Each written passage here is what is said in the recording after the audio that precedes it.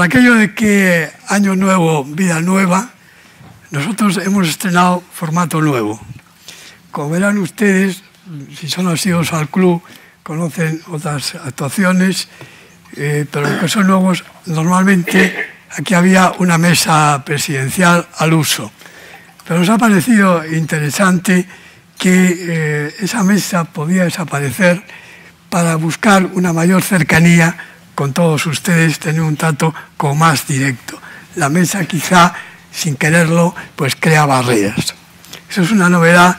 Y otra novedad es que a las embajadas que nos hacen el honor de asistir aquí a estos eventos de hace bastante tiempo, pues nos han sugerido que normalmente los solemos colocar en mesas todos juntos, pero nos han sugerido, para tener también mayor cercanía y una networking e interconexión con los propios asistentes, que estuvieran en distintas mesas. Quiere decir que en todas las mesas hay representantes de embajadas, que en esta ocasión están aquí 17 países representados a través de las propias embajadas, a los cuales yo saludo muy efusivamente. Saludo también efusivamente a los ponentes, al moderador, en fin, que van a participar en esta mesa. Por una parte tenemos a José Morales Vilarino, que es director territorial de Caja Madrid Noroeste, de Ibercaja, y que al mismo tiempo pues, tenemos una enorme colaboración con Ibercaja de hace tiempo, cosa que yo agradezco mucho por el buen entendimiento que hay con ellos, al director de comunicación, Enrique Barbero. A mi derecha está Miguel Sebastián, que todos ustedes conocen, es en la actualidad profesor titular en la Facultad de Ciencias Económicas de la Complutense y ha sido director de la Oficina Económica del Presidente del Gobierno durante 4 años y 4 años también ministro de Industria. A mi izquierda, Teresa Santero, que ha sido secretaria general de Industria y en la actualidad es profesora de la Universidad IES. Y a mi izquierda, Mario Armero, que es vicepresidente de ANFAC, hombre que ha sido presidente de General Electric, que conoce como nadie, en fin, la industria. Y a todos ustedes, que doy las gracias otra vez más por su asistencia. La industria representa en estos momentos aproximadamente un 14% del PIB. Es bastante baja en proporción a la media europea, que está en torno al 20%. Crea en total aproximadamente unos 2.300.000 trabajadores, de los cuales 2.300.000, el 78% tienen un contrato indefinido. Y el salario está por encima de la media salarial, que está aproximadamente en el sector de la industria en unos 38.400 euros anuales. Esto demuestra que la industria es fundamental en los momentos de crisis, en todos los momentos, pero especialmente en los momentos de crisis. Se ha demostrado en estos últimos años que quizá uno de los países más industrializados de Europa, que es Alemania, ha sufrido menos la consecuencia de las crisis por tener precisamente una industria muy potente. Es necesario un pacto de Estado para la industria. Lo vienen solicitando los agentes sociales, lo vienen solicitando pues, la sociedad en su conjunto. Yo creo que llega el momento de hacer ese pacto de Estado. Sinceramente, yo les digo, y en confianza, no creo mucho en los pactos de Estado en estos momentos. Estamos atascados. Estamos en una situación política en la que realmente, por no tenemos ni siquiera presupuestos para el año 18. Unos porque no dialogan y otros porque están en situaciones realmente fuera de lugar, con apariciones telemáticas, etcétera, etcétera, están creando una situación en España francamente lamentable. Por el bien de todos, creo que sería necesario superar esa situación. Y esa situación se supera nada más que con una cosa: diálogo, consenso, pacto, que es lo fundamental en la democracia. Cuando yo veo que la señora Merkel para formar gobierno tiene horas y horas y horas de diálogo y negociación con Schulz, eso me da una sana envidia. Creo que ahora, para fomentar los acuerdos, no hay más remedio que dialogar. Sin diálogo es completamente imposible que un país se pueda gobernar. Yo creo que tenemos que tomar ejemplo de otros países. Y como tomamos ejemplo, lo que queremos es dialogar. Y para hacer este diálogo posible, hemos convocado esta mesa para que ustedes puedan también preguntar y los ponentes y el moderador cumplir su función de moderar y también de ser un provocador, es decir, de provocar diálogo y provocar, en fin, momento de debate auténtico. Y sin nada más, cedo la palabra a José Morales Vidalino para que haga la inauguración de la jornada y a continuación, Miguel, pues tú ya coges los trastos para continuar la función. Muchas gracias a todos. Tiene la palabra José Morales Vidalino, de Ibercaja. Gracias, Antonio. Buenos días a todos y muchas gracias por asistir a esta jornada que organizamos el Club de Diálogos para la Democracia de Ibercaja Banco. Ya pues y venimos haciéndolo en los últimos años y con éxito y espero que con continuidad también y de lo que estamos pues muy satisfechos, Antonio. Así, bueno, pues de nuevo, en la colaboración que hacemos con el club, pues tratamos de arrojar luz sobre temas realmente que tengan trascendencia en el porvenir económico del país y, por lo tanto, estas son las cuestiones que nos interesan y que promovemos en este tipo de encuentros, ¿no?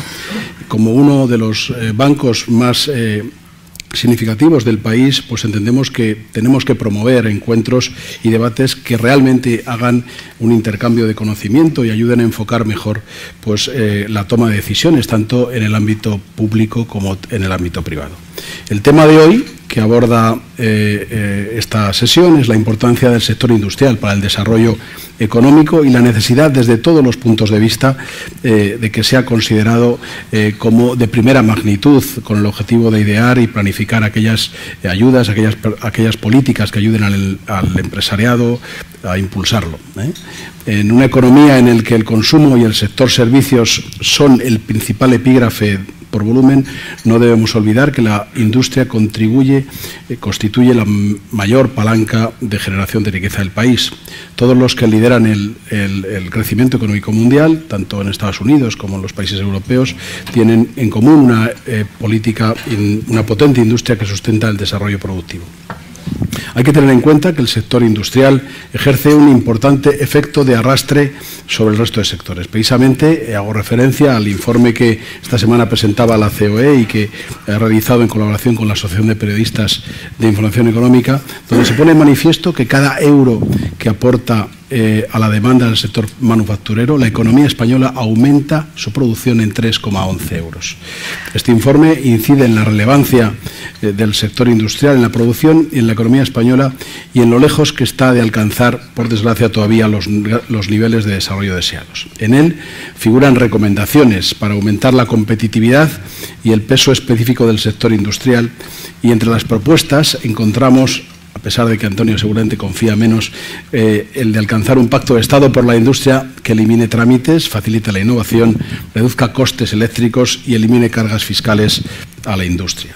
Por lo tanto, es deseable que se implementen desde las administraciones públicas políticas y regulaciones que se implementen pues en materia laboral, medioambiental, de innovación, de fiscalidad, con objeto de impulsar realmente el desarrollo de nuestra industria hacia una mayor inversión en la tecnificación, más gasto en I+D+I, más empleo y también un tamaño más adecuado de las empresas. Efectivamente, es el propio crecimiento de las empresas junto con el marco regulatorio ineludible pues el que configura pues cuál va a ser el mapa de competitividad del país. En estos últimos años hemos progresado mucho en materia de competitividad gracias seguramente a las reformas estructurales en materia laboral, en financiera y energética, y también en el refuerzo de la productividad. Las ganancias en competitividad han sido fundamentales para la recuperación económica y el aumento del empleo, que se aprecia en gran medida por la buena evolución de las exportaciones globales. Sin embargo, para que se mantenga en el largo plazo este crecimiento y la convergencia con los países más adelantados, serán todavía necesarios mayores incrementos de competitividad, para lo que se requiere, sin duda, un mayor esfuerzo inversor de las empresas, además de un mayor nivel de capital humano, más capital tecnológico y aprovechamiento de las nuevas tecnologías de información y comunicación, reto evidentemente denominado de la industria 4.0, ¿no? Para analizar todo ello, hoy contamos con una colaboración excepcional con ponentes como Mario Armero, vicepresidente del Ejecutivo de la ANFAC, la patronal del sector del automóvil y uno de los más representativos de la industria en nuestro país, y ejemplo del desarrollo y del impulso de todas las variables que antes he comentado.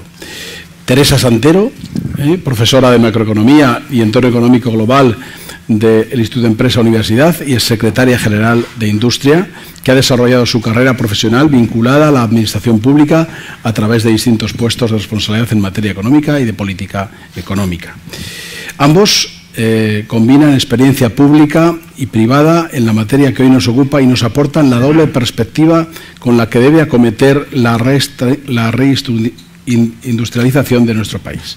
También tenemos, por fortuna, como ha mencionado Antonio, contar con Miguel Sebastián, profesor titular de la Facultad de Ciencias Económicas Empresariales de la Universidad Complutense y exministro de Industria, que además de haber ocupado la máxima responsabilidad en la política económica del país, es un experto académico en economía de prestigio internacional. Por lo tanto, bueno, estamos ante un debate de enorme altura, de gran altura, que estoy seguro que va a contribuir, pues, a poner luz en los temas que ha puesto de manifiesto ya al comienzo Antonio. Muchísimas gracias por su atención y gracias también por su asistencia a este acto. Muy bien. Pues, muchas gracias. En primer lugar, por supuesto, agradecimiento al Club Diálogos para la Democracia por haber organizado este debate, por invitarme a moderarlo. Para mí es un honor. Por supuesto, gracias a nuestro patrocinador, a Ibercaja, que yo creo que Ibercaja es un buen ejemplo de una institución financiera que con una buena gestión del riesgo puede manejar bien incluso la peor crisis financiera global que se le venga encima, ¿no? Entonces, en ese sentido, para mí es un placer estar con vosotros. Por supuesto, gracias a todos los asistentes, tanto los que están aquí presenciales como los que están siguiéndolo por streaming. Veo muchos amigos. Lo único que no me parece bien es que hayáis dejado a Bill Murray de la Embajada Británica prácticamente solo en una mesa. Creo que esto es llevar el Brexit demasiado lejos. Y habíamos hablado de un Brexit blando, ¿no? Pero bueno, intentaremos corregirlo, ¿no? Claro, si preguntáramos a la audiencia quién es el ministro de Hacienda del Gobierno o quién es el ministro del Interior, la audiencia, sin lugar a dudas, acertaría sin duda. Pero si preguntamos quién es el ministro de Industria, estoy seguro de que ya había alguna duda y probablemente algún error. El ministro de Industria es Luis de Guindos, no es el ministro de Energía y Turismo, y seguramente mucha gente ni lo sabe, porque, aunque esto sea anecdótico, demuestra que la industria está fuera de la agenda política. No me refiero a la agenda política del Gobierno exclusivamente, no, me refiero a la agenda política de todos los partidos políticos, de todos los grupos parlamentarios e incluso de los agentes sociales. Hablamos muy poco de industria, hablamos muy poco de política industrial y como se ha dicho aquí, ya la industria es un elemento fundamental de nuestro tejido productivo y probablemente la causa de que nuestro modelo productivo no esté funcionando es esta caída del peso de la industria, ¿no? Si utilizamos los datos del Banco Mundial, desde el año 95 al año 2016, la industria ha perdido 7,3 puntos del PIB. La gente dirá, bueno, esto es mucho, esto es poco. Bueno, pues 7,3 puntos del PIB es más o menos lo que aporta todo el sector del turismo internacional, que hoy celebra a unos kilómetros de aquí su feria, su fiesta mayor de un año exitoso, sin duda, espectacular en lo que se refiere al turismo. Pues esto es más o menos lo que aporta el sector del turismo, es lo que hemos perdido de tejido industrial en los últimos 20 años, el 7,3 puntos del PIB, ¿no? Y lo preocupante es que esto no ha ocurrido en todos los países. En la zona euro el promedio de pérdida de peso es de 4,2 puntos del PIB, y en algunos países como Alemania, como Dinamarca, están en torno al 1%, y algunos países como Irlanda incluso ha aumentado el peso de la industria en su PIB. Para tratar por cierto, esta caída del peso de la industria no ocurre durante la crisis, como mucha gente piensa, ¿no? En el libro La falsa bonanza expliqué que la gran caída de la industria, del peso de la industria en la economía española, ocurre en la falsa bonanza, fundamentalmente desde que entramos en el euro y hasta la crisis del año 2008. Ahí es donde se produce el verdadero caída del peso del tejido industrial. Con la crisis incluso se estabiliza y incluso se recupera un poco, ¿no? Bien, para compensar este vacío en la agenda tanto política como social, pues tenemos hoy a dos voces muy cualificadas. Ya han sido presentados, no voy a insistir porque son además de sobra conocidos, tanto Mario Armero, que hablará en primer lugar, como Teresa Santero. Mario Armero, que añado lo que se ha dicho de su papel actualmente en la asociación ANFAC, Asociación Nacional de Fabricantes de Automóviles y Camiones, fue presidente de General Electric, España y Portugal, consejero delegado de la Corporación Llorente y presidente de Centis. Y actualmente es consejero de Gas Natural Fenosa, consejero y patrono de la Fundación CEDE, patrono de la Asociación No Lucrativa Junior Achievement, y fue designado por la Asociación Española de Directivos el mejor directivo del año 2005. Yo creo que más o menos en este año es cuando yo te conocí, el año 2005, y a mí lo que siempre me ha llamado la atención de Mario es primero su visión de futuro, de las personas que he conocido con más visión de futuro, ¿no? Segundo, tu carácter anglosajón, que realmente se aprecia en un país, digamos, tan latino como el nuestro, ¿no? Y tercero, tu carácter es abierto y reflexivo. En segundo lugar, hablará por orden alfabético Teresa Santero. A Teresa la conozco desde hace más tiempo. Ella es doctora, PhD en Economía por la Universidad de Illinois, en Chicago, en Estados Unidos. Es licenciada en Administración de Empresas por la Universidad de Zaragoza. Y desde el año 2012, como se ha dicho, es profesora de la Universidad e Instituto Empresa. Ha tenido un peso muy importante tanto en la administración del Estado como en la autonómica, ¿no? En la autonómica fue directora general de Política Económica del Gobierno de Aragón, secretaria general del Departamento de Servicios Sociales, y en el Estado ha sido la secretaria general de Industria en el Ministerio de Industria en el año periodo 2008-2011. Yo tenía 5 áreas: comercio, industria, energía, turismo y telecomunicaciones, y tengo que reconocer que Teresa tiene mucho mérito porque es la única que me aguantó toda la legislatura, ¿no? Cambió secretario de Estado de Comercio, cambió el de energía. El de energía estuvo a punto de cambiar varias veces, cambió el de telecomunicaciones, y solamente el de turismo y Teresa de industria no cambiaron, ¿no? Y Teresa fue artífice del Plan Industrial PIN 2020, un plan que fue aprobado por unanimidad en la subcomisión del Congreso con todos los partidos políticos. También fue aprobado por los agentes sociales, y que ahora, yo no sé muy bien por qué, duerme el sueño de los justos. Seguramente tanto Mario como Teresa nos van a aportar dos cosas. Uno, diagnóstico, que siempre necesitamos diagnóstico y actualizarlo. Y segundo, recetas. Queremos recetas, recomendaciones de política económica que podamos incluso escribir y elevar a las instancias superiores de nuestra clase política y de nuestros agentes sociales, ¿no? Tenéis una primera intervención de 15 minutos cada uno, y luego tendremos un debate primero entre vosotros y luego con el público. Y ya sin más, pues le cedo la palabra a Mario Armero. Pues muchísimas gracias a todos, gracias a Ibercaja por el patrocinio de este evento, gracias a Antonio Gavilanes por organizar una vez más estos encuentros de alto contenido intelectual. Miguel. Gracias por contar conmigo, como hace siempre, para hablar de lo que es industria.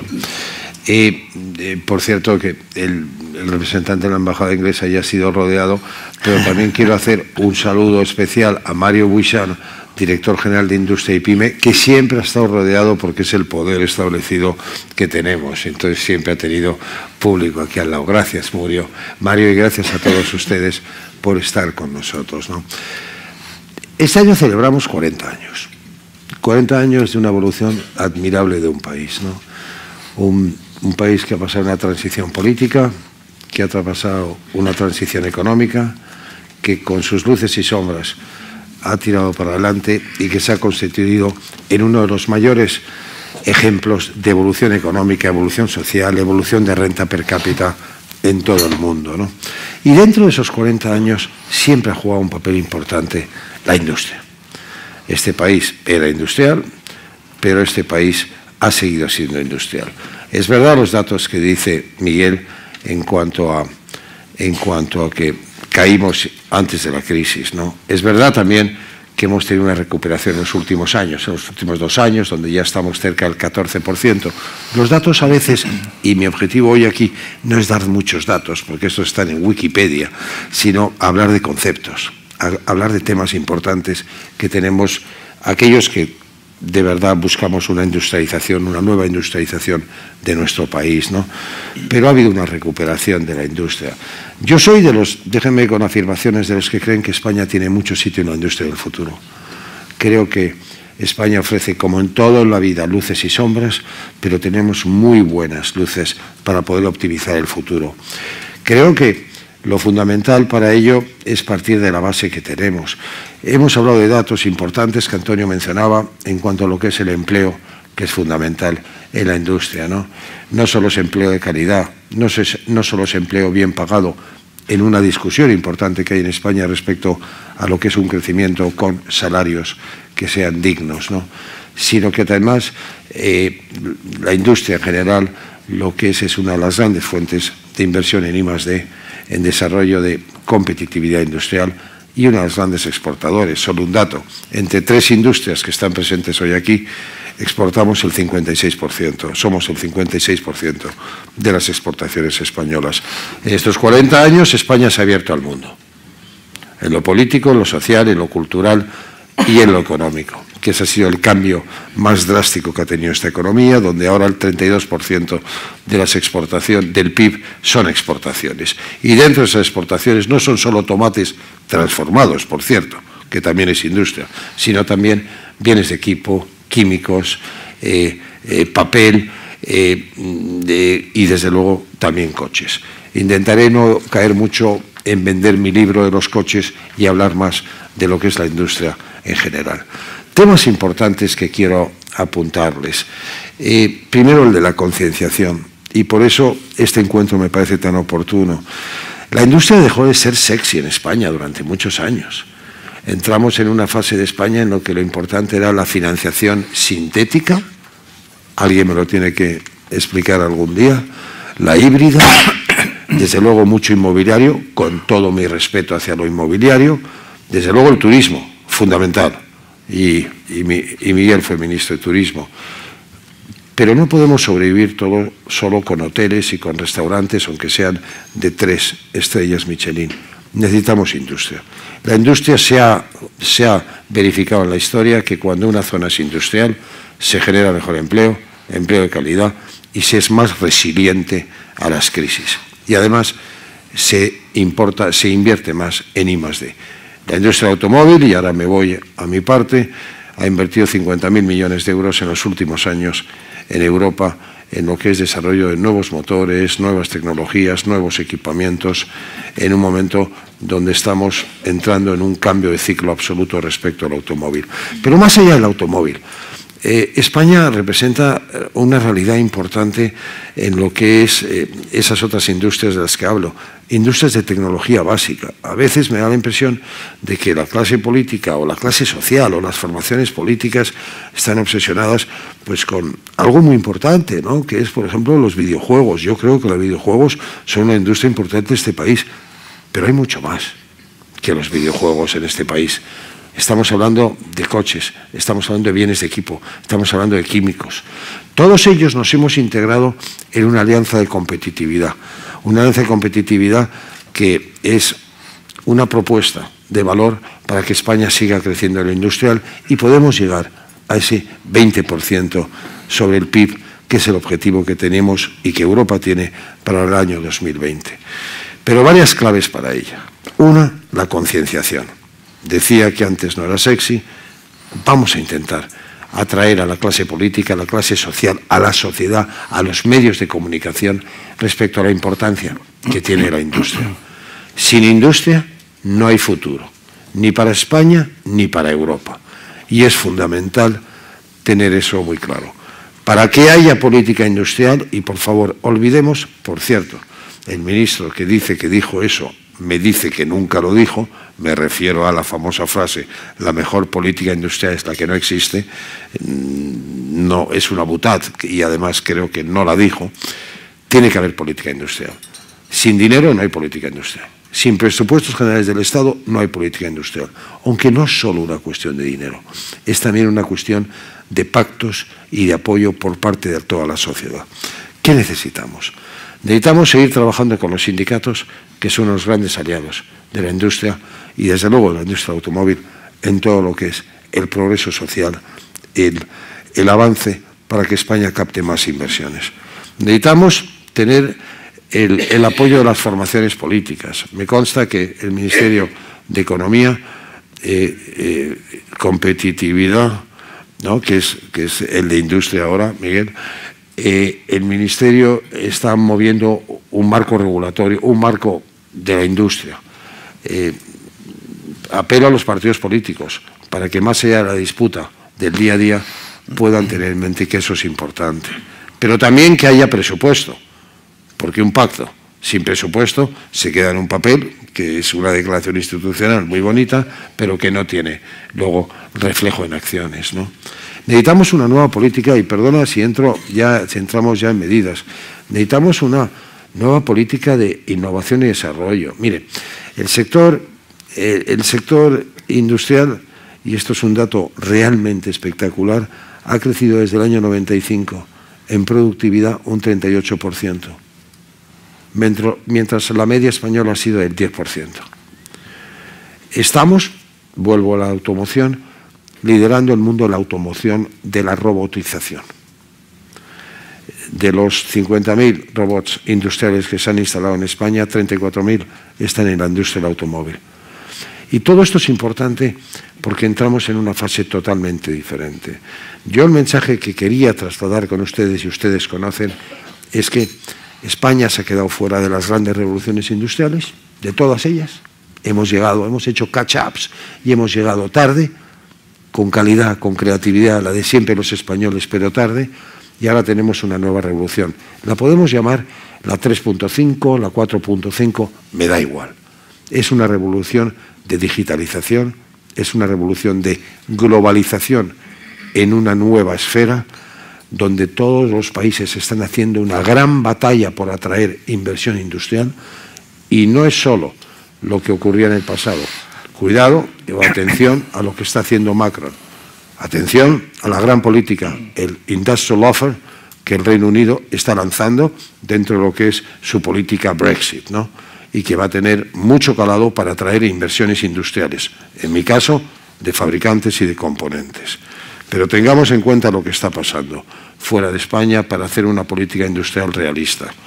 Tengamos a las formaciones políticas alineadas, concienciemos de la importancia que tiene esto. Trabajemos no solo en políticas de I+D, sino también en coordinar instrumentos de I+D. No puede ser, Miguel, que sigamos en España con 5, 6 o 7 agencias que impulsan el I+D. Hace falta ir a la universidad para saber dónde ir a apoyos del I+D. CEDETI, ENISA, etcétera. Pero ¿por qué no simplificamos eso? Y además unos reportan a un ministerio y otros reportan a otros ministerios. ¿Por qué no hacemos una simplificación? En políticas de empleo y formación, sin duda, nuestro diseño de empleo es un empleo que yo creo que se acerca mucho a lo que se quiere de cara al futuro, ¿no? Empleo fijo, empleo muy cualificado, empleo con mucha formación. pero tenemos que seguir trabajando, especialmente en la formación. En España hay 1.700 millones de euros de formación al año que vienen vía el 0,6 y el 0,1% de las nóminas. ¿Por qué no aprovechamos mejor ese dinero? Todo esto se lo cuento, y más de formación, que es fundamental, porque por mucho que roboticemos, el epicentro siguen siendo las personas. Y necesitamos seguir trabajando en formación, y ahora es la formación digital. En nuestro caso, ¿cómo se fabrican los coches? El cliente quiere un coche personalizado. En algunas de nuestras fábricas en España salen 40 coches personalizados diferentes al día. Eso es tecnología. Y eso es formación para los empleados. ¿Dónde están las políticas de formación digital? Necesitamos seguir acentuando algo que nos separa de Alemania y Suiza, la formación dual. Poder estar trabajando en una empresa y aprendiendo en una escuela. Las antiguas escuelas de aprendizaje o de aprendices que había, que por ser antiguo y de la época franquista, no por eso era malo. Y a lo mejor hay que recuperar ese espíritu. Y tenemos que seguir trabajando en Europa. Porque, y con esto acabo, Miguel, la batalla del automóvil, la batalla de la industria se libra en Europa, no solo en España. Y en Europa tenemos el Parlamento con sus iniciativas medioambientales que hay que equilibrar con la industria, y la Comisión también trabajando en esos temas. No nos quedemos fuera de la gran batalla mundial, que es Asia, Estados Unidos y Europa. Y yo lo que no quiero, como europeo, como español que quiere a mi país, es que España acabe siendo un spa, un museo y un sitio solo de hoteles. Muchas gracias, Mario. Muchas gracias por ajustarte al tiempo. Adelante, Teresa. Sí, gran reto. Lo ha hecho muy bien. Bueno, pues buenos días a todos. Estoy encantada de estar aquí participando en este debate. Quiero agradecer también, como han hecho mis colegas, la invitación por parte de los organizadores y del coordinador. Esta invitación que me permite volver a reflexionar sobre un tema al que en algún momento dediqué muchísimo interés y muchísimo esfuerzo, y que claramente, como este debate pone de relieve, sigue siendo un tema de muchísima actualidad. Dada la brevedad del tiempo que tenemos, y espero ajustarme, no voy a argumentar sobre la necesidad de una política industrial, la necesidad de ponerla en marcha, las bondades. Yo creo que eso habrá tiempo, y aquí en este foro en particular no parece muy necesario. Voy a partir de la premisa de que España tiene la ambición de ser una potencia industrial. Y en esta breve exposición voy a dar mi visión de cómo creo que tiene que ser la política industrial para cumplir ese objetivo, para tener ese ambicioso objetivo. ¿Cuál es la condición esencial que la política industrial tiene que cumplir para llevar a cabo una política industrial exitosa? El punto de partida de mi visión sobre la política industrial es el que ha mencionado ya Miguel, el plan que preparamos en el año 2010 desde la Secretaría General de Industria. Era un plan integral con el objetivo, el horizonte en el año 2020. Y curiosamente, revisando ese plan, creo que las propuestas que se hacían, las medidas concretas, el diagnóstico y los ejes de actuación que planteaba siguen siendo perfectamente válidos. Muy brevemente, el diagnóstico, los grandes problemas que se detectaban en la industria eran una necesidad de aumentar el peso relativo, también se ha mencionado, de la industria en la actividad económica general, una muy baja intensidad tecnológica de nuestra industria, una escasa orientación hacia la exportación, demasiado enfoque. Probablemente no es el caso de la automoción, y yo creo que ahí es un caso muy específico, pero en general la industria estaba más orientada al mercado doméstico que al mercado exterior, y un tamaño muy reducido de las empresas. Esos eran los 4 grandes problemas a afrontar.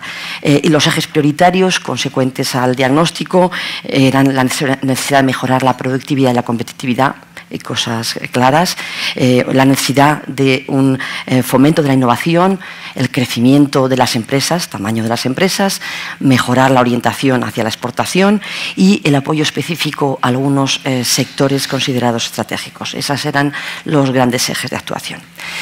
Cuando yo miro este plan y las acciones concretas, yo creo que sigue siendo perfectamente válido, y lo que pienso sobre ese plan es que sabemos perfectamente cuáles son las necesidades de la industria. También a la vista de lo que se ha ido haciendo posteriormente. El plan no se llegó a implementar en su totalidad, pero muchas de las medidas sí se han abordado y todavía están sobre la mesa. El crecimiento de las empresas es algo que hoy todavía se está planteando desde los responsables de la política industrial. Entonces, conocemos el diagnóstico, conocemos lo que la industria necesita, todas las medidas. Y entonces, reflexionando, si sabemos lo que hace falta, ¿por qué no seguimos avanzando? ¿Por qué no progresamos en la actividad industrial? ¿Por qué no solamente no gana peso sobre la actividad total, sino que además pierde peso? Y en particular en España.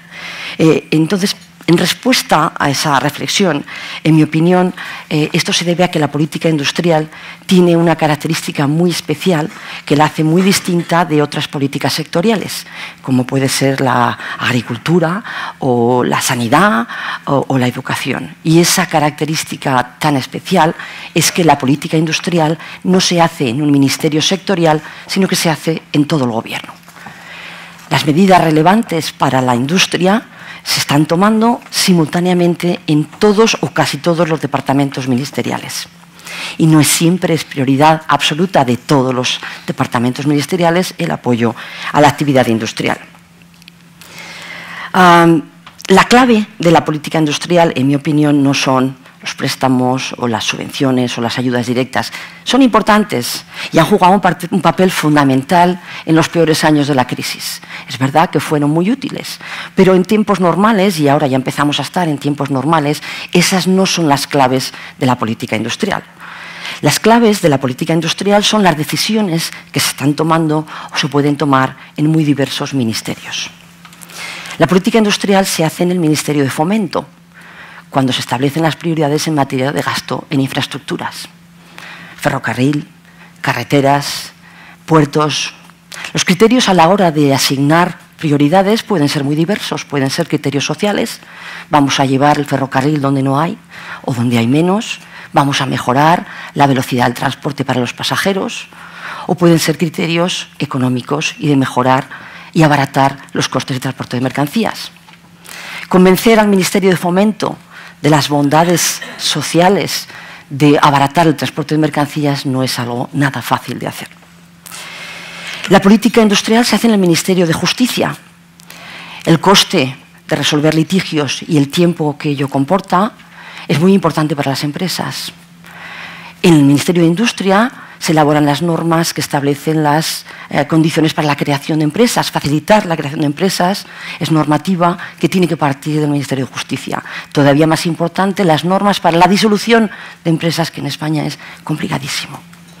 Esto es política industrial y se tiene que hacer desde el Ministerio de Justicia. La política industrial se hace en el Ministerio de Medio Ambiente. Todos queremos un entorno limpio, todos queremos preservar los recursos naturales.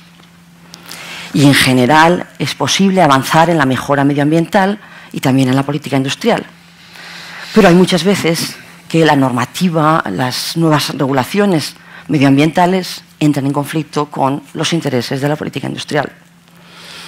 Los gobiernos se deben a sus electores y, por lo tanto, efectivamente, las prioridades tienen que responder a las preferencias de los votantes. Pero tienen que ser explícitas. No podemos decir que queremos ser una potencia industrial y a la vez anteponer las prioridades medioambientales absolutamente y a todo coste a las prioridades de la actividad industrial. No es consistente. Les voy a poner un ejemplo de cuán difícil es hacer política industrial cuando las decisiones que afectan a la industria son transversales. En el año 2010, España tenía la presidencia del Consejo Europeo y hacía propuestas como presidente a la Unión Europea. Una de las propuestas que España quiso llevar como presidencia europea era el aumentar los compromisos de reducción de emisiones de una forma muy ambiciosa. Hasta entonces el compromiso era un 20% y la presidencia proponía aumentar a un 30% en el año 2020. Esto era el año 2010. Cuando la industria española estaba pasando por uno de sus peores momentos en su historia reciente. los cierres de empresas eran continuos, la caída de la producción llegó a un máximo de un 30%, la destrucción de empleo era considerable. Presentar como objetivo de la presidencia europea un aumento en la ambición, en la reducción de emisiones desde el punto de vista del Ministerio de Industria era algo difícil de asumir y, como se pueden imaginar, debatimos enormemente, intentamos por todos los medios persuadir a nuestros colegas en el Gobierno de que a lo mejor en una situación tan dura lo razonable era dar prioridad a la actividad industrial. No lo conseguimos. Por lo tanto, esto pone de relieve que hacer política industrial no es que hay un fuerte Ministerio de Industria que insista y que plantee cosas. Tiene que tener el acompañamiento de todos los departamentos ministeriales. La política industrial, por supuesto, se hace en el Ministerio de Energía. No cabe duda de que tenemos que avanzar en la generación y el consumo de energías renovables y de energías limpias. Está claro, lo tenemos asumido. Pero, y muchas veces avanzar en ese terreno es posible y a la vez avanzar en mejoras de la actividad industrial. Pero hay momentos en que ambos objetivos entran en conflicto y entonces el Gobierno tiene que establecer sus prioridades.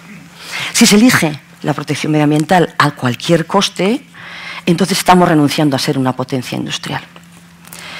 Puedo seguir con la lista de departamentos ministeriales. El de Educación, por supuesto, es obvio, el Ministerio de Empleo y Seguridad Social, el Ministerio de Hacienda. Y el Ministerio de Hacienda no solamente hace política industrial cuando decide las asignaciones presupuestarias del ministerio correspondiente o cuando establece la política tributaria, que es política industrial, porque el peso de los impuestos es fundamental para la actividad industrial.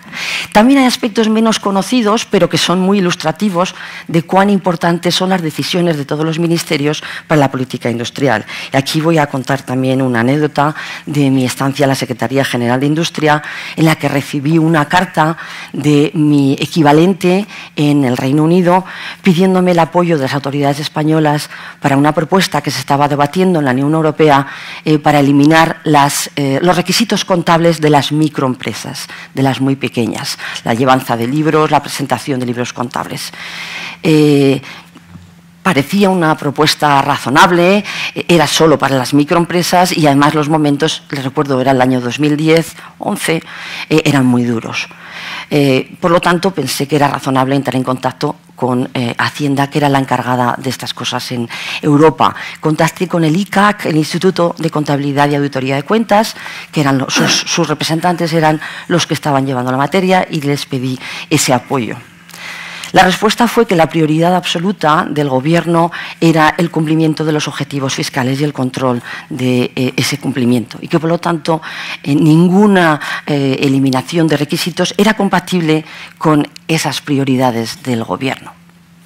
Una vez más, fue difícil contestar a nuestro colega en Industria en el Reino Unido porque claramente la prioridad no era la industria en el caso español.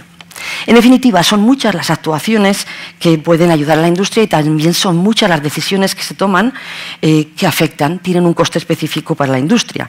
El problema es que todas las actuaciones están dispersas por todo el Gobierno y es necesaria la colaboración de todo el Gobierno para apoyar al sector industrial.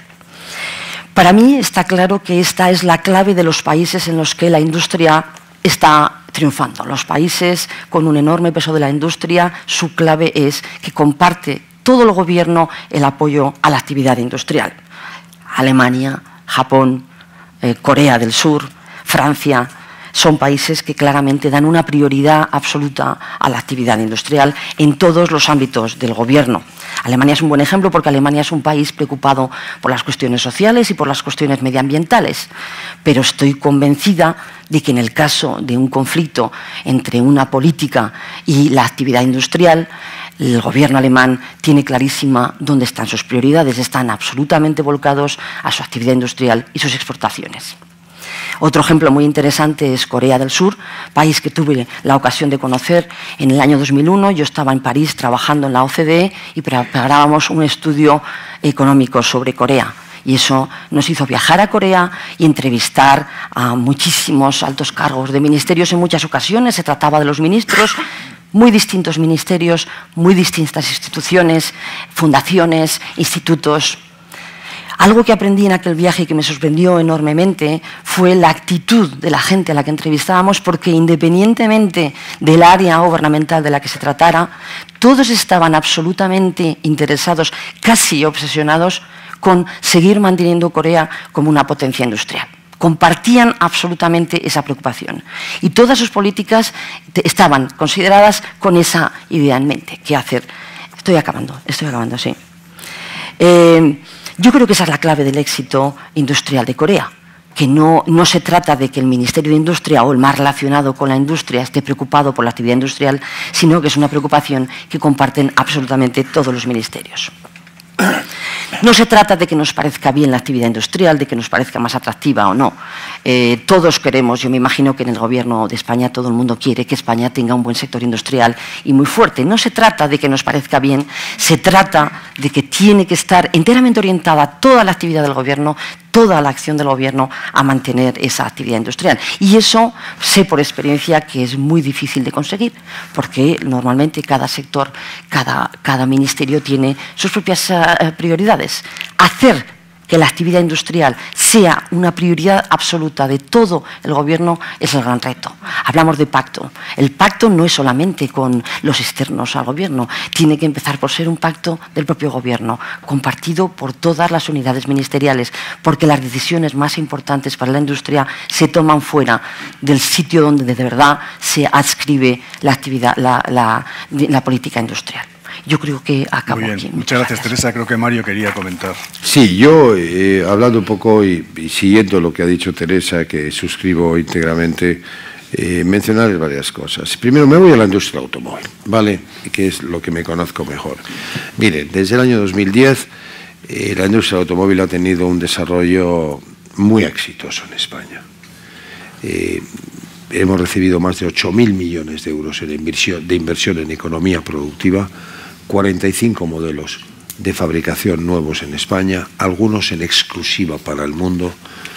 Hemos crecido en empleo tras la crisis, ya hemos recuperado niveles previos al empleo y además pues ahora mismo hemos consolidado nuestra segunda posición europea en fabricante de automóviles, primera en camionetas, en vehículo comercial, primera de Europa y la octava del mundo. Yo decirles que en el año 2017 se han vendido 90 millones de coches en el año, de los cuales el 4% eran vehículos españoles. En pocas cosas, somos el 4%. Y eso hay que potenciarlo. Y todo eso se apoya en que SEAT tiene un centro de investigación, en que Renault está dedicando un enorme esfuerzo a la innovación y tecnología, PSA y así todos. Y todo ello enfocado a la exportación, pero también al mercado interior, donde hay un dato interesante en cuanto a lo que es la calidad de lo que se produce en España, que es importante. 6 de los 10 volúmenes, 6 de los 10 coches que más se venden en España son españoles. El Made in Spain gusta aquí, un país tradicionalmente no muy aficionado a comprar lo que se vendía aquí. Y eso, Miguel, tú sabes muy bien a lo que me refiero. Pero tenemos que seguir adelante, porque esto no hay ningún éxito garantizado. Hay una pelea mundial por obtener inversiones.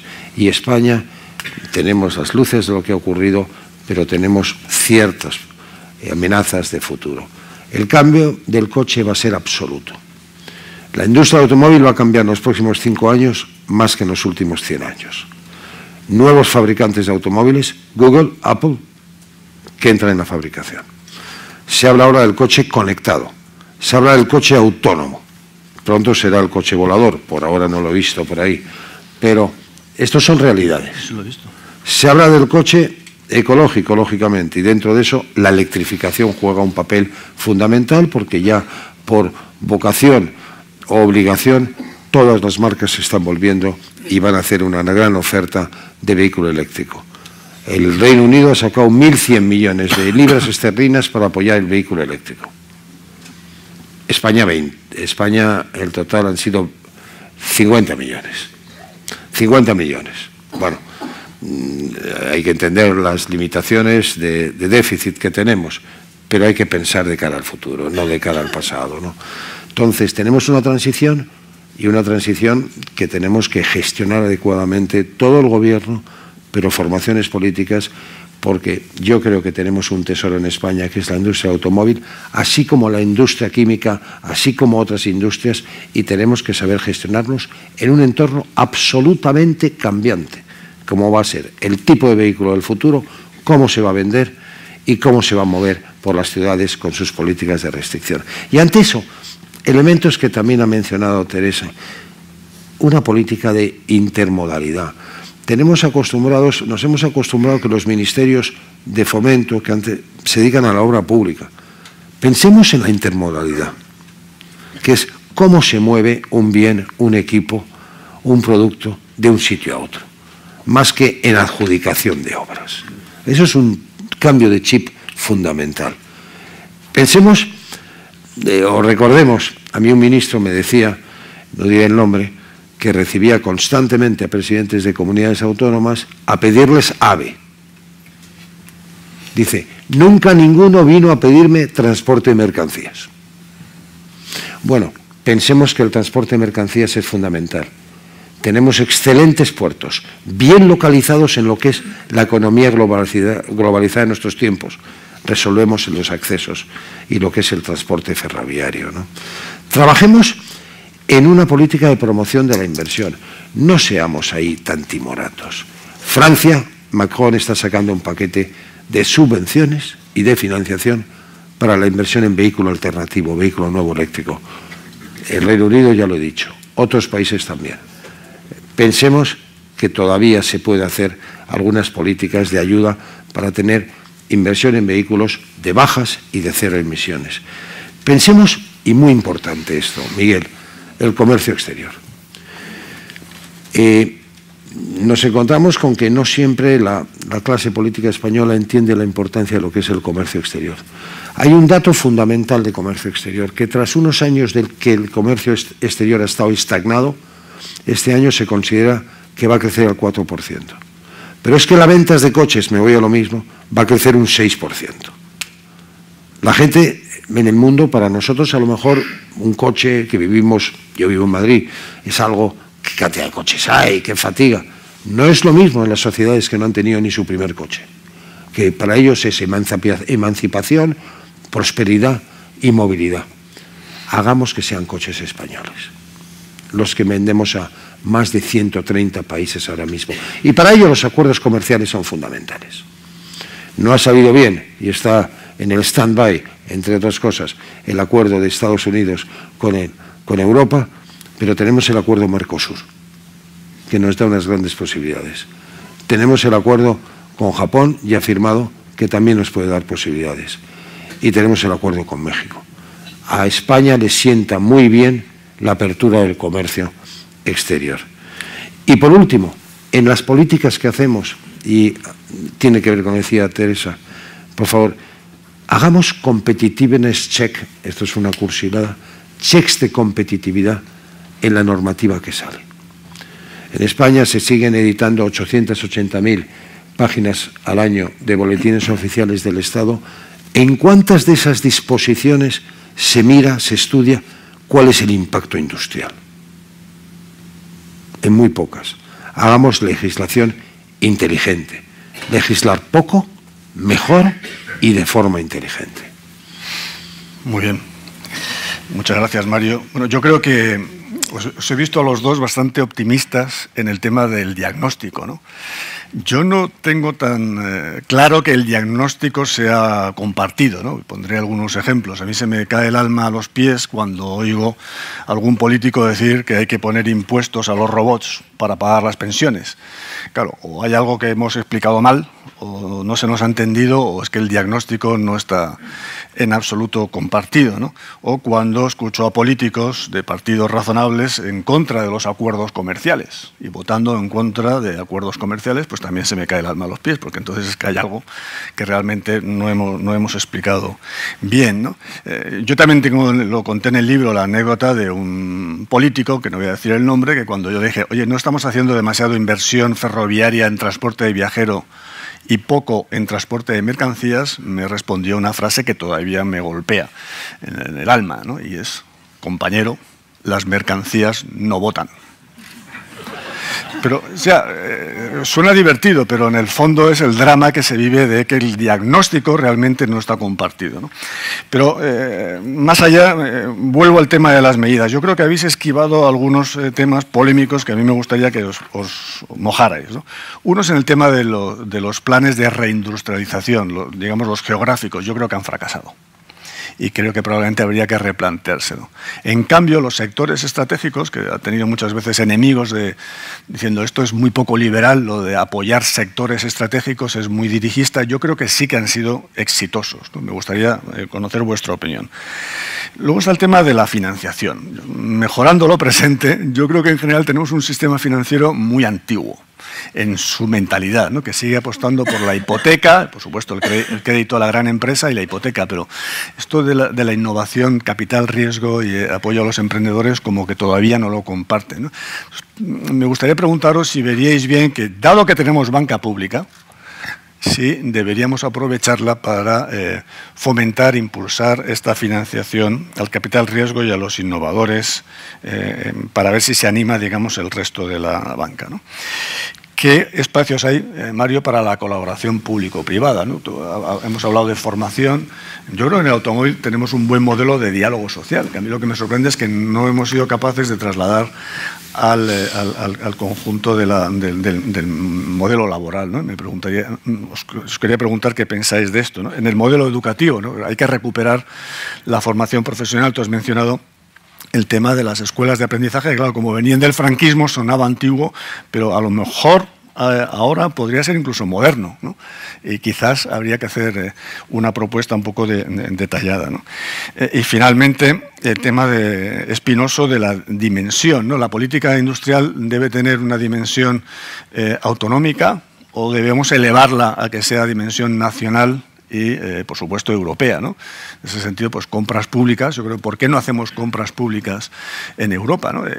Yo entiendo que no se haga compra pública con empresa española, ¿no? Como parte de la política industrial, pero sí con empresa europea, ¿no? Yo creo que eso lo deberíamos hacer todos los países europeos y no sé muy bien por qué no hacemos algo, ¿no?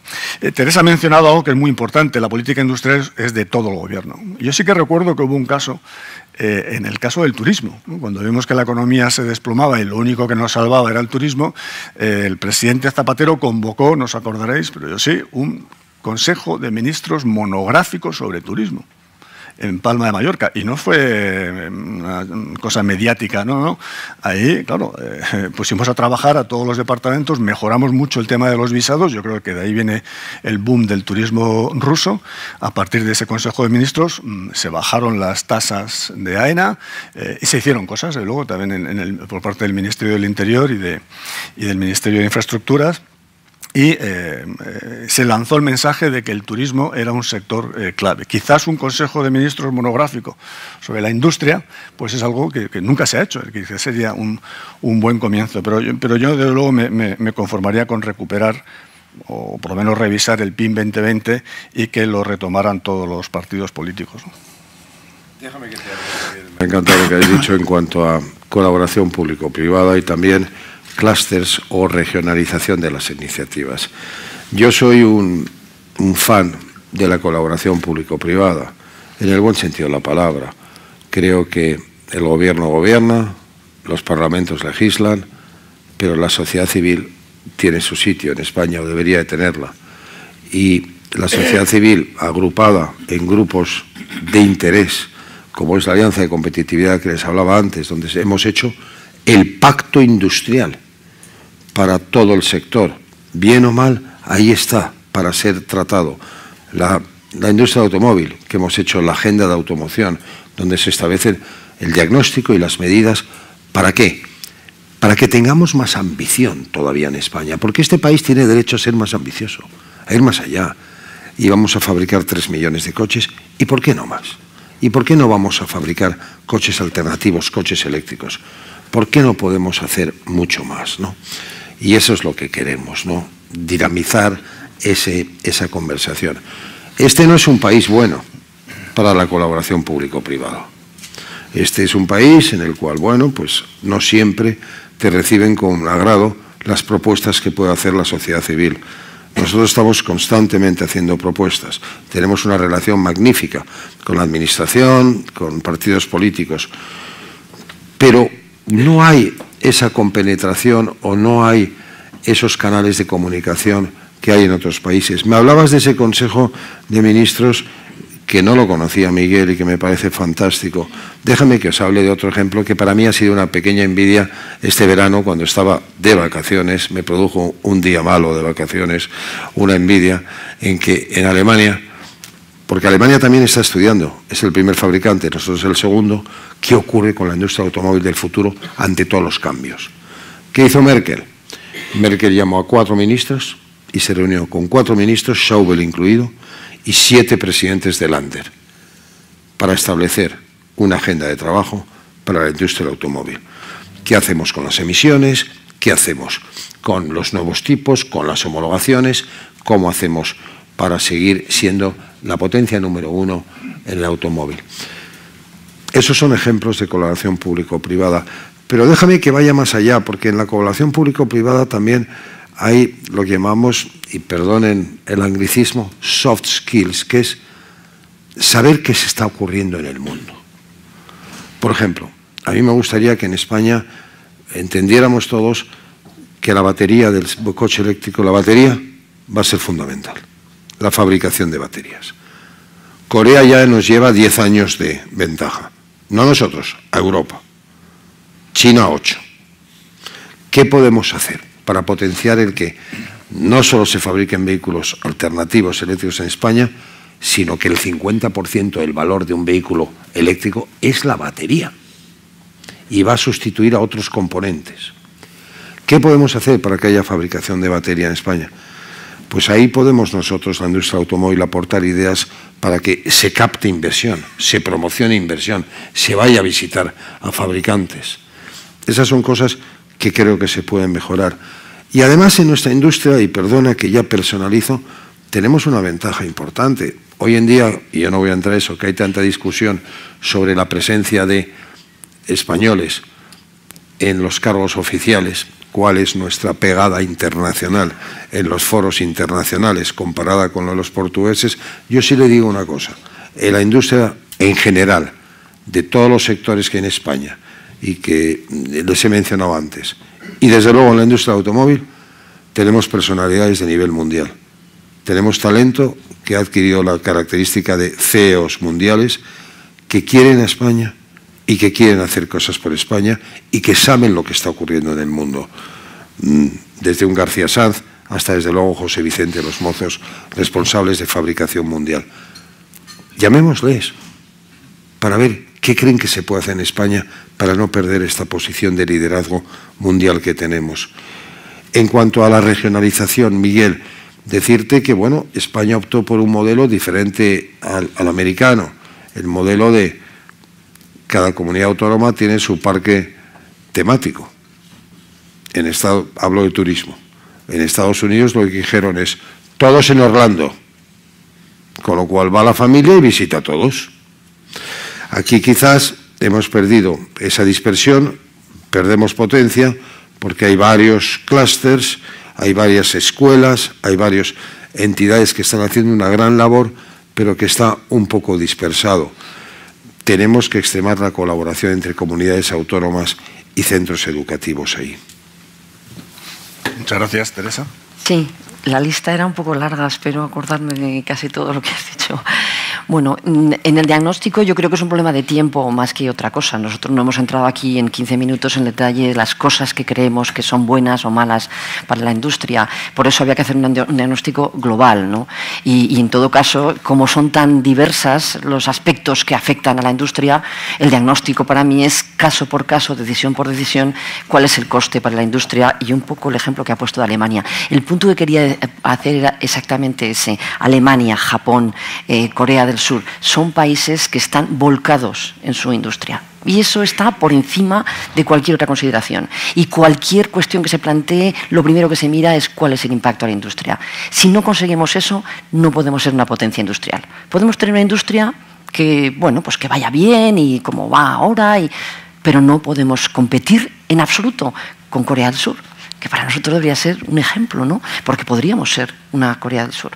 Bueno, entonces, en las medidas ya concretas, porque no se podía entrar, la reindustrialización y los sectores industriales, que eran dos tipos de actuaciones que manejábamos en el Ministerio y que creo que todavía siguen programas activos. La reindustrialización es una cosa que debería ser un programa muy corto. Los dos deberían ser programas de shock, tratamiento de shock para una situación concreta. No pueden ser programas eternos, tienen que tener un plazo limitado para resolver un problema. Entonces, si no se resuelve, pues hay que descontinuarlo y ya está. No me parece mal probar, porque yo creo que en algunos sitios sí ha podido cuajar. La idea fundamental era reemplazar los sectores tradicionales industriales por alternativas. Se ha gestionado mejor o peor dependiendo del área, de los recursos que hubiera. Recursos no me refiero al dinero, sino a la materia prima, al capital humano, a las posibilidades de llevar cosas. Entonces, en algunos sitios puede funcionar, en otros no. Creo que hay que intentarlo, porque cuando se desmonta una industria en un sitio y se queda la zona despoblada, hay que hacer algo por dar una alternativa. Si no funciona, hay que dejarlo. Yo creo que esa es la clave. Hay que probar, pero no necesariamente permanentemente. Sectores estratégicos, ya sabes que es un tema de conflicto entre nosotros. Yo creo que se puede apoyar a los sectores estratégicos sin llamarles estratégicos. Hay un problema con la palabra sectores estratégicos y lo conozco de primera mano. Es imposible que exista un sector que no sea estratégico. Si uno está en el gobierno, y habrá aquí representantes a lo mejor del gobierno, no se le puede decir a un sector industrial que no es estratégico, porque es inaceptable para ellos. Me da igual si es calzado, textil, que es tradicional, pero está siendo estratégico y muy bueno, o si es aeronáutica, o si es... No se puede. Entonces, aunque la idea es buena, la práctica para mí fue imposible.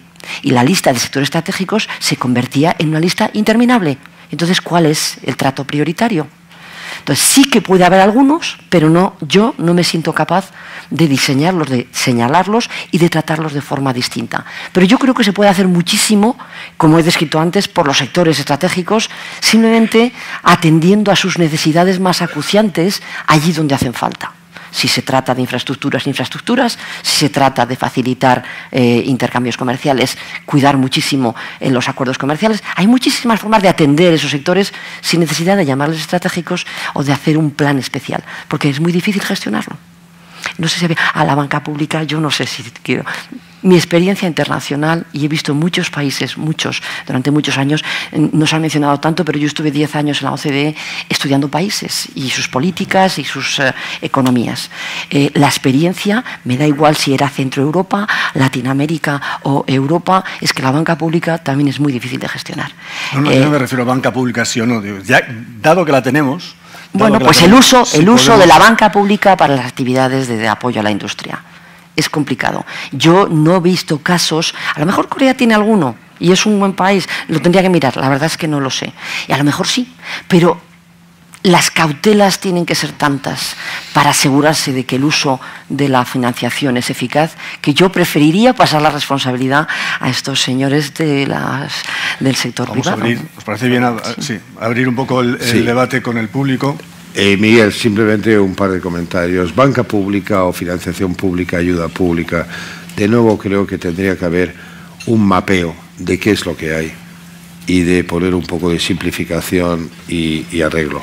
Tenemos en Europa, por hablar de programas europeos, Horizonte 2020, RIS3, el Plan Juncker, que yo nunca he sabido si era un spot publicitario o si era una realidad. Tenemos en España ICO Liquidez, que se ha acabado, ICO Empresas, ICO Venture Capital, todos instrumentos adecuados. Tenemos CERSA, que es una entidad del Ministerio de Industria que apoya lo que es el aval de operaciones. Tenemos el CEDETI, que también hace eso, ENISA. Por favor, creo que es el momento de reconsiderar qué hace falta y cómo unificar. Y segundo comentario, y con esto acabo, yo con mi amiga Teresa discrepo en eso, en el sentido de que creo que en todo país tiene que haber un proceso de selección de sectores de futuro. No digo que con eso no se haga nada con los otros sectores. De nuevo el Reino Unido ha hecho una selección y han dicho a qué apostamos: aeronáutico, automóvil y farmacéutico.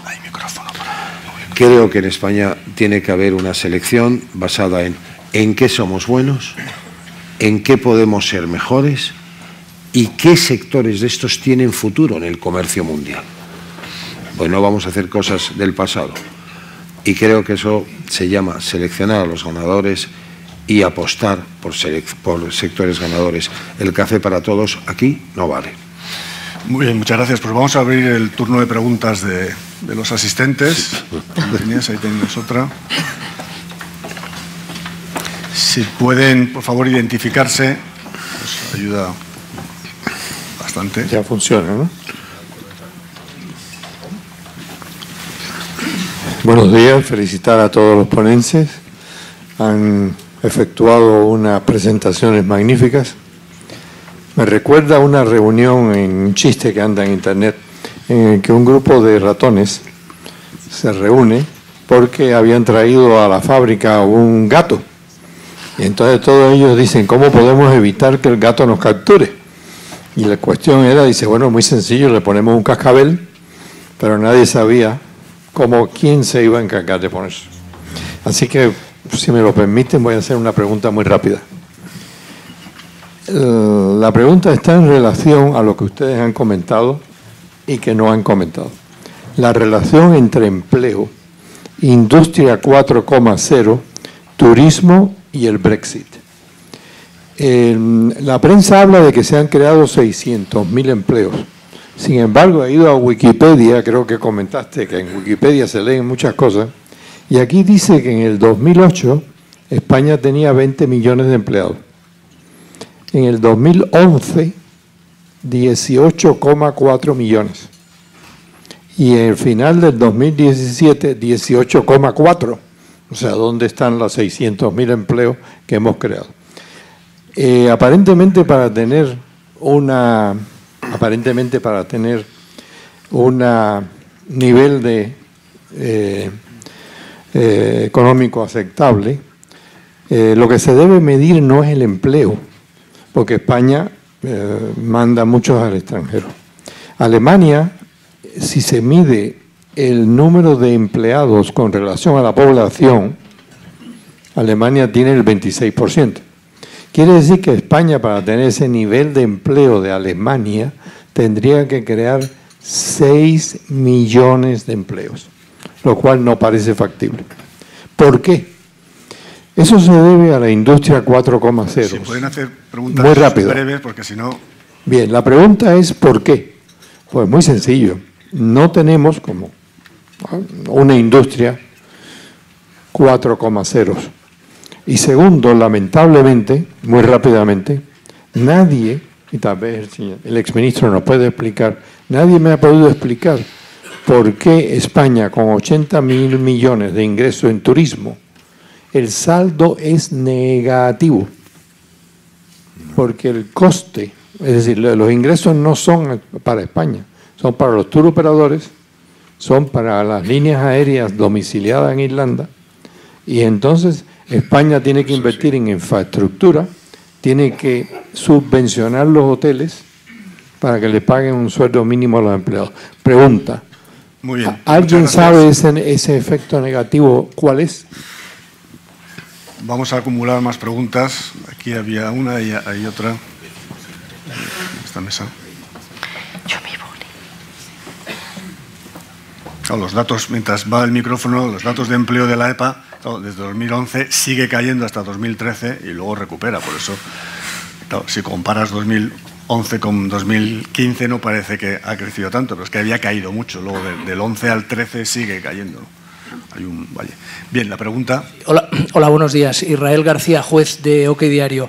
Ministro, como está ahora tan de moda lo de las comisiones de investigación, me gustaría saber si esto fuera una comisión, ¿qué mea culpa entonaría usted de cuando fue ministro de Industria? ¿Qué, a toro pasado, qué se habría hecho? ¿Qué le hubiera gustado llevar a cabo y no se pudo hacer? No sé si por resistencia del presidente Zapatero. En fin, ¿qué pasó allí? Gracias. Muy bien. ¿Más preguntas? Esta la respondo rápido yo. Que no haya comisión de investigación, es lo que echo de menos. Sobre industria. Eso es lo que más echo de menos, que no la haya. Si esto fuera una, pues hagamos una. Sí, buenos días. Soy Luis Crespo de Protermosolar. Quería, llamar la atención sobre, los debates que a veces con las palabras estratégico, prioritario y tal podemos llegar a tener. Yo creo que hoy en día tenemos una oportunidad de oro. Yo creo que apostar por sectores estratégicos o por sectores que realmente pueden brindar valor añadido al país es fundamental. Y hoy con la transición energética tenemos por delante una situación en la cual las energías renovables se venden ya más baratas que el pool, si se ponen los mecanismos para que puedan vender. Y, ministro, de cuando hablábamos en su día, hoy la termosolar está a 6 céntimos de euro por kilovatio hora en licitaciones internacionales, mucho más barata que los ciclos combinados nuevos. Con lo cual, ante la realidad de que en España nunca más habrá ninguna nueva central que haya que instalar que queme algo, la verdad es que la oportunidad que tenemos para transición es importantísima. Y, sin embargo, lamentablemente, la gran miopía a veces que encontramos en los gobiernos, por ejemplo, yo he tenido la anécdota de ir y decir, oye, que el impacto macroeconómico de las energías renovables es muy importante en el país, decirte del Ministerio de Energía, eso no es de nuestro negociado, ¿no? Ese tipo, de sensaciones realmente te hacen desesperar, y cuando uno, por ejemplo, ve que ante la transición el Gobierno todavía se empecina en mantener el carbón, porque efectivamente, ventajistamente, si hay algo que da precio por debajo del ciclo combinado, es interesante para bajar el precio del pool, pero realmente combinando escenarios, el perder la visión de largo plazo de que realmente las energías, la transición energética puede brindar al país una oportunidad enorme de encontrar ese sector que junto con el turismo, la automoción, la construcción puede realmente sacar a la industria del país adelante, creo que es un tema muy importante. Muy bien, muchas gracias. Aquí en esta mesa había 2 preguntas. Yo creo que con esto cerramos el turno, si os parece bien.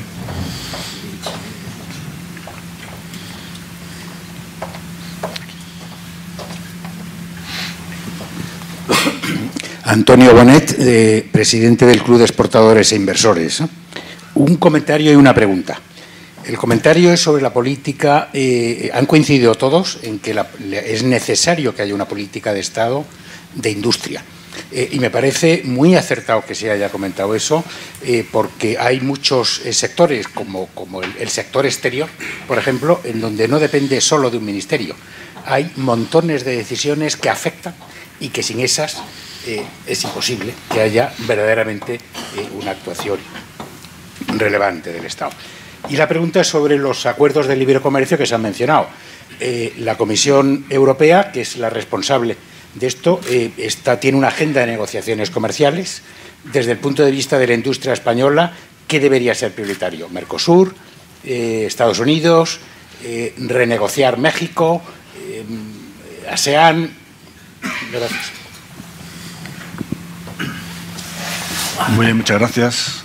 Buenos días, Félix González, de la Fundación Anastasio de Gracia. Yo quería hacer 2 preguntas, una más a Mario y otra a Teresa. A Mario, me gustaría que hicieses un poco más de reflexión sobre todo lo que tiene que ver con el futuro del empleo y la formación, que me parece una clave muy importante de cara a una política industrial y a tener una preparación de la gente para los nuevos empleos que van a venir, ¿no? Y luego en el tema de Teresa, coincidí, respetando tu idea de que los sectores estratégicos, pero es que tenemos ejemplos como puede ser el de la construcción aeronáutica a través de un consorcio europeo. ¿Puede ser esa una solución para determinados sectores que o tienen un ámbito europeo o es muy difícil que puedan mantener el empleo y generar un nivel de producción? Y lo último, sí, política industrial. Llevamos muchísimo tiempo reclamando política industrial, hemos hecho en algunos casos política industrial, pero nunca le hemos dado, salvo honrosas excepciones, importancia en este país a la política industrial. Se montó en aquella época los observatorios industriales, que han desaparecido del mapa, donde administración, empresas y agentes sociales analizaban la perspectiva. Eso ha pasado a no estar en la agenda de nadie. Y luego tenemos una institución que se llama Sociedad Estatal de Participaciones Industriales, que o le cambian el nombre o que no le pongan ese nombre, porque no es ni sociedad, ni estatal, ni de participaciones industriales. Entonces, a mí me gustaría también saber algo de esto. Bien, muchas gracias. Pues, Mario. Creo que tenía 2, una de antes y esta. En comercio internacional, yo decirte que claramente nuestras opciones ahora, descartado lo de Estados Unidos, que era una oportunidad importante para los vehículos fabricados en Europa, que les gustan mucho a los americanos. Vamos a dejarlo muy claro, los vehículos, los sedán, los premium, los todo caminos europeos, con lo cual era una buena oportunidad y por eso lo ha parado Trump. Nuestras opciones ahora mismo, nuestro número 1 es Mercosur. Mercosur, ahí las negociaciones están un poco atascadas por lo que es ganadería, o sea, coches o ganadería y otras cosas. Ellos quieren proteger su ganadería, de alguna forma viene a ser la hamburguesa o el coche. Bueno, yo creo que se desbloqueará, vamos, a mí me cuentan que se va a desbloquear y será muy positivo. Ahí hablamos de poder mandar 100.000 coches al año, que está muy bien para nosotros, coches españoles. Tenemos la opción de Japón, que ya está firmado, donde creemos que podemos ir creciendo. Y México es una muy buena opción. La segunda es México, más antes que Japón, para exportar. Aunque México tiene la frontera con Estados Unidos y sus negociaciones de NAFTA con Estados Unidos, en México es ahora mismo nuestro primer destino fuera de la Unión Europea y creemos que podemos expandirlo. Eso es lo que... Y luego, la gran pregunta del norte de África. ¿Qué va a ocurrir en Norte de África? Y ese es un tema para nosotros estratégico y que debería serlo para el gobierno. Se va a fabricar ahí, se va a ensamblar, van a haber piezas, van a haber coches, que ya los hay. Y cuando hablo del Norte de África me voy también a Portugal, que está pareciendo ser el país de los más competitivos que hay ahora mismo y que también es de una amenaza para España, la fabricación en Portugal. Cuanto a tu pregunta en formación, en empleo, totalmente de acuerdo y diciendo claramente lo que queremos. Nosotros queremos recuperar algunas figuras que vosotros también queréis recuperar, como la figura del contrato de relevo, que se suprimió en España y que creemos que es un error para las actividades industriales. De nuevo, ahí hay que seleccionar sectores. No es lo mismo la jubilación de una persona que trabaja en una oficina bancaria que la que trabaja en una fábrica industrial. ¿Estamos de acuerdo? Ahí tiene que haber un poco de diferenciación. Queremos los fondos de formación que vayan de verdad con los sindicatos y con las empresas a donde se imparta la formación. Y queremos, en todo lo que es la digitalización, que es un modo diferente de fabricar, de entregar el producto y de gestionar las líneas de producción, que haya fondos para esa formación digitalizada. Es así. Teresa. Sí, con relación a los tratados internacionales, yo creo que su respuesta es la que pone de relieve. Hay que preguntar al sector y hay que preguntar en general a los grandes agentes en la actividad industrial. Yo ahora mismo no podría decir cuáles son nuestros mercados prioritarios y donde tenemos más interés. Ahí imagino un balance entre el interés por lo que estamos mandando y el potencial de poder mandar. Pero bueno, eso los expertos en el área de tratados internacionales lo tendrán más claro, yo no puedo contestar. Con sectores estratégicos, mi queja o mi preocupación es la dificultad de poder designarlos como estratégicos. Claro que sí, que el sector aeroespacial es estratégico, yo estuve muy cerca en el sector, es importantísimo, hay muchísimo que se puede hacer por ellos. Lo que no sé es si eso tiene que ser un plan específico, porque en el momento en que se elabora un plan específico hay que elaborar 20 planes. Y es muy difícil desde la administración decir que no. Es muy difícil desde la administración decirle que no a los productores de muebles. Han sido tradicionalmente en su sector muy importantes en algunas áreas y decirles que han dejado de estratégicos, pues es durísimo. No digo que no hubiera que hacerlo, digo que yo he estado allí y me ha costado un esfuerzo enorme y al final no me han dejado tampoco de decir que no y ha habido que añadirlo. Entonces, si se puede, totalmente de acuerdo. También digo que se puede hacer muchísimas cosas sin necesidad de que eso esté escrito en un plan específico. Si asumimos el mensaje que yo estoy dando a mandar, la prioridad absoluta de preocuparnos por la industria, de que todo el gobierno haga lo imposible por ser una potencia industrial, es automático que todas las actuaciones van a ir y mucho más a aquellos sectores que más falta hacen. O sea, que creo que es obvio. Los observatorios jugaron un papel importante, eran útiles. Probablemente estas preguntas de cuáles son los mejores tratados, los prioritarios, los observatorios son un foro especial y estupendo para dar respuesta a ese tipo de preguntas.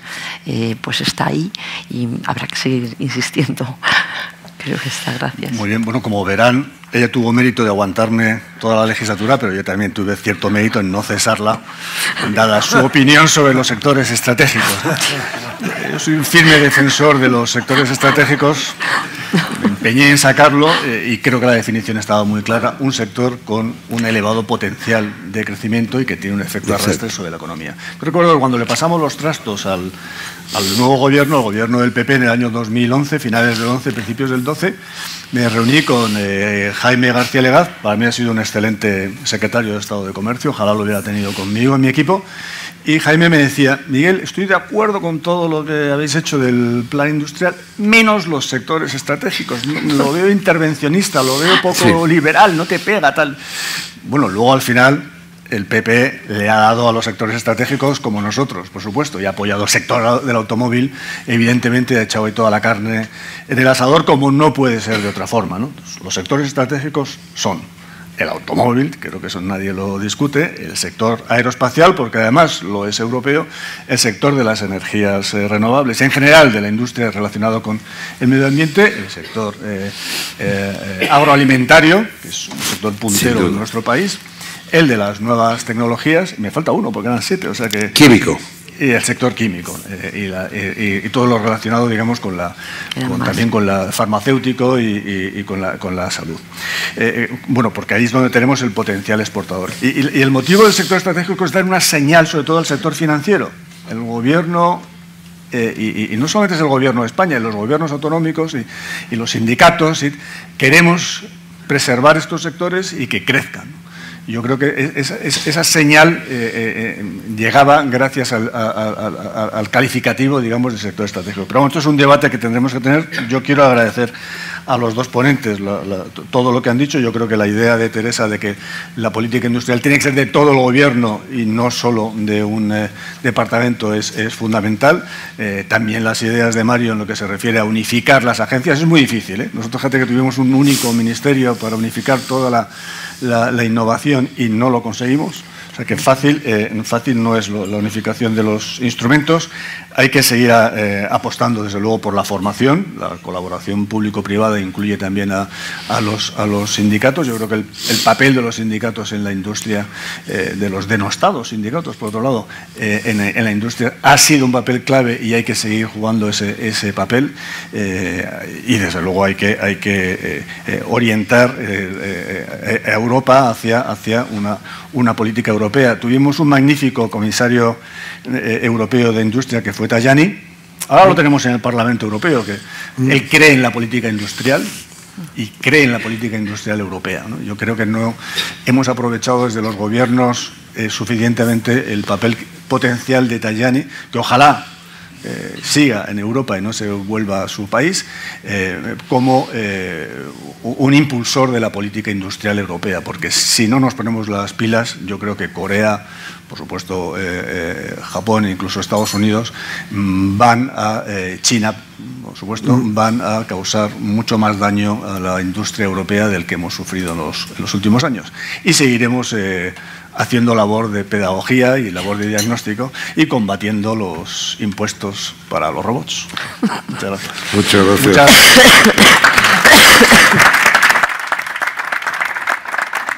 Muchas gracias a todos, a los ponentes y al moderador.